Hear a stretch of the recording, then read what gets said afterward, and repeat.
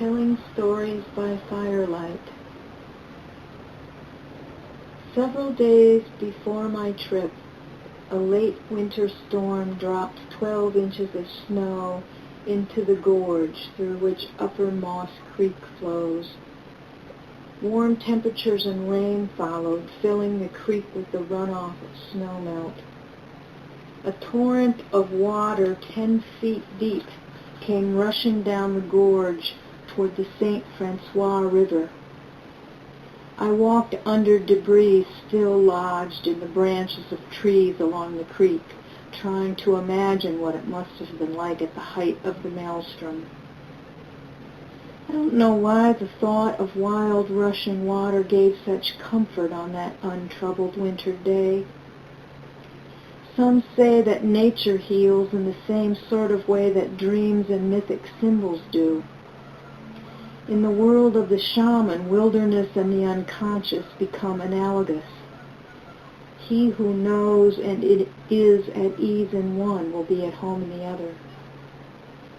It was easy enough for me to feel at home in the unseasonable warmth of that March morning, the sun resting on the pink stone of the shut-ins, red-tailed hawks drifting on shifting air currents. The debris over my head could speak vaguely to the unresolved torrent of grief within, yet hold it safely beyond the threat of consciousness. I walked in that slow, ambiguous silence for a mile or more before choosing a place to set up camp. Beside a short stretch of cascading falls, I lay in the sun on a large, flat rock and spent most of the rest of the day doing nothing, appraising ironwood trees, surveying the shape of passing clouds, taking time to renew my acquaintance with sunlight and water.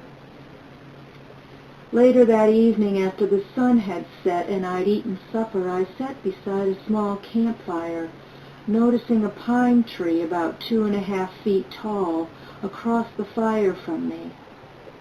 I hadn't seen it before.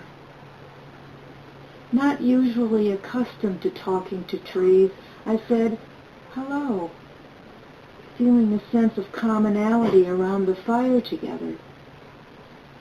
As we sat there, the young tree, almost like a child, seemed to be asking me to tell it a story.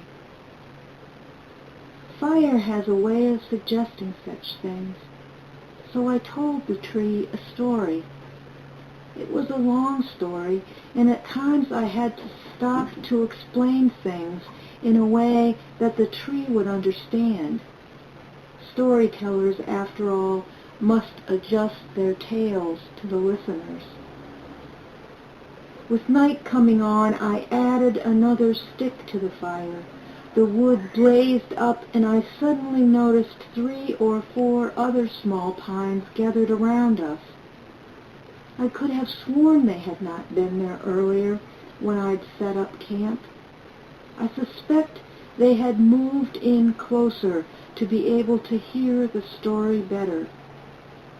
So I continued telling all of them a tale of transformation, a sacred story from the Lakota Sioux about dying and returning to the earth. I told the story patiently to these young trees, not realizing at the time the mystery into which I myself was being drawn. As a storyteller, I don't ever remember listeners as attentive as the ones I had that night. The trees were mesmerized by the tale. This was the first time they'd ever heard a story. Few people, if any, venture very far into this wilderness, and the ones that do aren't likely to tell stories to trees. Besides, the truth of the story was something they already knew. These trees understood intimately the reality of death and transformation. They'd just survived a flash flood of raging water. Some of them were growing out of the rotted logs of old pines along the creek bank. Yet even this didn't explain the intensity with which they seemed to be listening to the tale. Something deeper still was drawing them into its mystery as we sat together around the fire. I suddenly realized what it was. These young trees growing in a remote wilderness area had never before seen flames leaping in the air like fireflies in liquid motion.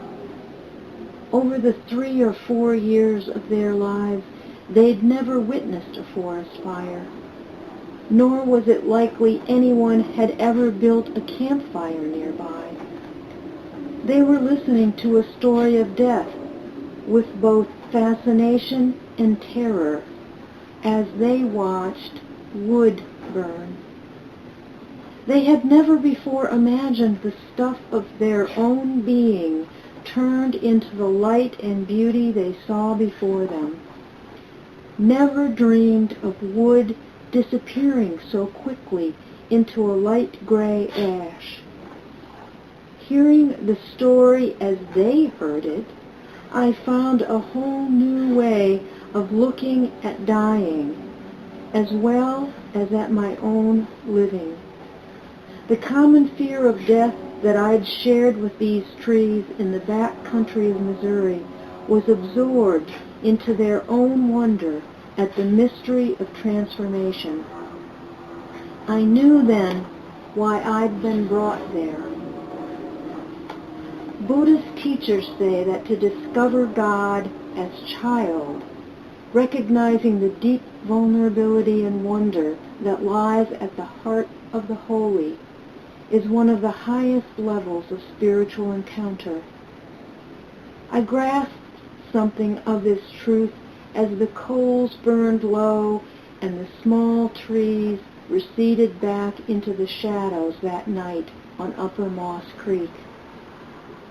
I don't ever remember sleeping any better or feeling any safer than I did that night alone in the woods. I'd been welcomed. I'd become family.